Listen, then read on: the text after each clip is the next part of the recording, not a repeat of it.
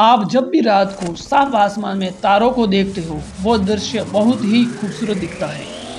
But मैं अगर आपसे कहूँ, आप जिस टाइप के तारे को देख रहे हो वो रियलिटी में वैसा नहीं है। आप जब भी किसी तारे को देख रहे हो, आप मिलियंस ऑफ ईयर पास्ट देख रहे हो। ये सुनने में जरूर अजीब लगेगा, बट ये रियल फैक्ट है। जब भी आप किसी ऑब्जेक्ट को अपने सराउंडिंग में देखते हो, वो प्रेजेंट टाइम में एग्जिस्ट करता है और वो ऑब्जेक्ट हमें प्रेजेंट टाइम में ही दिखता है। बट स्टार के केस में ऐसा नहीं होता, क्योंकि स्टार हमसे काफ़ी दूरी पर हैं। हम कोई भी ऑब्जेक्ट को तभी देख पाते हैं जब लाइट हमारे आई के रेटिना वाले पार्ट पर फोकस होती है। जब हम बात करें स्टार की, जो हमसे ट्रिलियंस ऑफ किलोमीटर दूर हैं, उनके केस में ये ऐसा नहीं होता। अगर हम कोई स्टार माने जो अपनी लाइट को एमिट कर रहा है और हमें प्रेजेंट टाइम में उसे देख पा रहे हैं, और वो लाइट की स्पीड से ट्रिलियंस ऑफ किलोमीटर ट्रैवल करते हुए हम उसे प्रेजेंट टाइम में आज देख पा रहे हैं। अगर मैं आपसे बोलूं कि असल में वो स्टार अपनी लाइट की जर्नी को मिलियंस ऑफ ईयर पहले ही स्टार्ट कर चुका है। अब सवाल यह आता है कि यूनिवर्स और अर्थ का फॉर्मेशन कब और कैसे हुआ। यूनिवर्स और अर्थ के फॉर्मेशन के रिलेटेड बहुत सारी थ्योरीज हैं, जिसको इस वीडियो में एक एक करके एक्सप्लेन करेंगे। चलिए वीडियो को स्टार्ट करते हैं।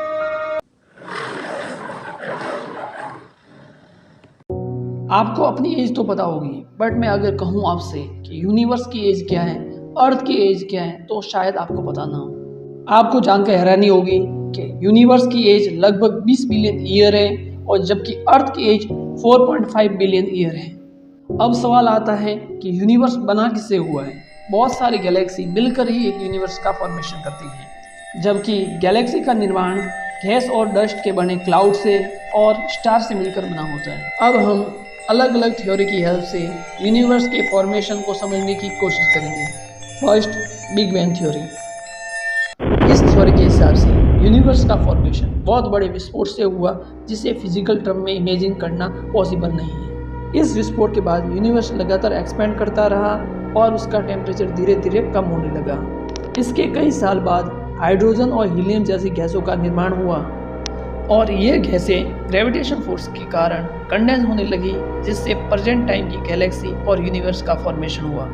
अगर हम उस समय अर्थ की बात करें, तो अर्थ पर कोई तरह का एटमॉस्फेयर का फॉर्मेशन नहीं हुआ था। फिर अर्थ के मोल्टन मास से अलग अलग गैस जैसे water vapour, methane, carbon dioxide, ammonia release होने लगे। सन से आ रही यूवी लाइट वाटर वेपर को हाइड्रोजन और ऑक्सीजन में तोड़ने लगी, जिससे हाइड्रोजन हल्की होने के कारण अर्थ की ग्रेविटी से बाहर निकल गई, जबकि ऑक्सीजन अमोनिया और मीथेन से कंबाइन होकर वाटर और CO2 जैसी चीज़ों का फॉर्मेशन करने लगी। इसके बाद ओजोन का फॉर्मेशन हुआ। जैसे जैसे अर्थ ठंडी होने लगी, वाटर वेपर बारिश के रूप में बरसने लगे, जिससे ओशन का निर्माण हुआ और जितने भी गड्ढे थे वो पानी से भर गए। अर्थ के फॉर्मेशन के 500 मिलियन ईयर बाद पहली बार लाइफ का फॉर्मेशन हुआ, जो कि 4 बिलियन ईयर पहले था। सेकेंड है पैनस्पर्मिया थ्योरी। इस थ्योरी पर ज़्यादातर एस्ट्रोनॉट स्ट्रांगली बिलीव करते थे।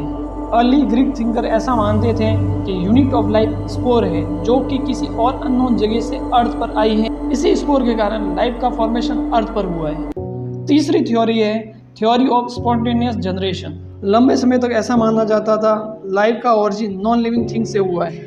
इस थ्योरी के हिसाब से ऐसा माना गया, जब कोई मैटर सड़ता है या डिके होता है, तब उससे लाइफ का ओरिजिन होता है। बट ये थ्योरी लुईस पास्चर के एक्सपेरिमेंट के बाद रिजेक्ट हो गई। लुईस पास्चर के अनुसार लाइफ हमेशा प्री एग्जिस्टिंग लाइफ से ओरिजिनेट होती है। लुईस पास्चर ने अपने एक्सपेरिमेंट में 2 स्वान नेक शेप के फ्लास्क लिए और उसमें यीस्ट से भरा हुआ न्यूट्रिएंट फ्लूइड भर दिया और इन दोनों फ्लास्क को गर्म किया। फिर थोड़ी देर बाद एक फ्लास्क को एयर के कांटेक्ट में रखा, जबकि दूसरे फ्लास्क को एयर टाइट रखा। तब उन्होंने अपने एक्सपेरिमेंट में देखा, जो फ्लास्क क्लोज था उसमें कोई भी लाइफ का जन्म नहीं हुआ, जबकि जो फ्लास्क ओपन था उस केस में एयर में प्रेजेंट माइक्रो ऑर्गेनिज्म फ्लास्क में न्यू लाइफ का फॉर्मेशन करते हैं। और लुईस पास्चर एक्सपेरिमेंट करने के बाद इस कंक्लूजन को पहुंचे कि लाइफ हमेशा प्री एग्जिस्टिंग लाइफ से डेवलप होती है, और इस तरीके से theory of spontaneous generation reject हुई। फोर्थ थ्योरी है ओपरेन एंड हेल्डन थ्योरी। यह थ्योरी रशिया के ओपरेन और इंग्लैंड के हेल्डन ने मिलकर दी। इस थ्योरी के हिसाब से life non living organic molecule से डेवलप हुई, और लाइफ का ओरिजिन केमिकल इवोल्यूशन को फॉलो करता है। इसका मतलब बहुत सारे ऑर्गेनिक मॉलिक्यूल इनऑर्गेनिक कॉन्स्टिट्यूएंट से डेवलप होते हैं। उन्होंने बताया कि फर्स्ट लाइफ का ओरिजिन हुआ उस समय अर्थ पर high temperature volcanic storm reducing atmosphere था, जिससे मीथेन और अमोनिया जैसी गैस डेवलप हुई। आगे जाकर 1953 में एस.एल. मिलर, जो कि एक अमेरिकन साइंटिस्ट थे, उन्होंने लेबोरेटरी में वो सारी कंडीशन क्रिएट की जो ओप्रेन एंड हेल्डन थ्योरी में बताई गई थी। मिलर ने ओप्रेन और हेल्डन की थ्योरी को समझाने के लिए एक एक्सपेरिमेंट परफॉर्म किया, जिसमें उन्होंने एक क्लोज फ्लास्क में मीथेन, हाइड्रोजन, अमोनिया और वाटर वेपर जैसी गैस को 800 डिग्री सेंटीग्रेड पर लेकर उसमें इलेक्ट्रिक स्पार्क करवाया।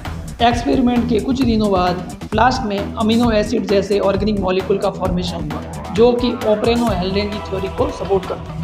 इसी प्रकार के सिमिलर एक्सपेरिमेंट के द्वारा अलग अलग साइंटिस्टों ने नॉन लिविंग ऑर्गेनिक मॉलिक्यूल का फॉर्मेशन देखा, जैसे शुगर, नाइट्रोजनस बेस, पिगमेंट और फैट, अमीनो एसिड एक्सेट्रा। इतना ही नहीं, कई प्रकार के मीटेरियल को ऑब्जर्व करके उसमें भी सिमिलर तरह का ऑर्गेनिक कंपोजिशन देखा गया, जिससे साइंटिस्ट इस कंक्लूजन पहुंचे कि ये प्रोसेस अर्थ के अलावा स्पेस में कहीं और भी हुआ था। कई प्रकार के एक्सपेरिमेंट और थ्योरी के बाद साइंटिस्ट ने कुछ इंपॉर्टेंट फैक्ट्स बताए, जैसे पहली non cellular form of life 3 billion year पहले आई थी।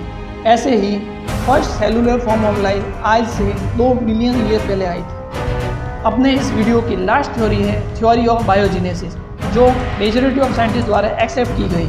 इस थ्योरी के हिसाब से नॉन लिविंग मॉलिक्यूल में धीरे धीरे एवोल्यूशन होने के कारण फर्स्ट सेलुलर लाइफ का ओरिजिन हुआ। इसी तरीके से हमने अलग अलग थ्योरी को समझकर लाइफ का ओरिजिन समझा। होप आपको वीडियो पसंद आया होगा। अगर वीडियो पसंद आए तो वीडियो को लाइक करें, शेयर करें और चैनल को सब्सक्राइब करें। धन्यवाद।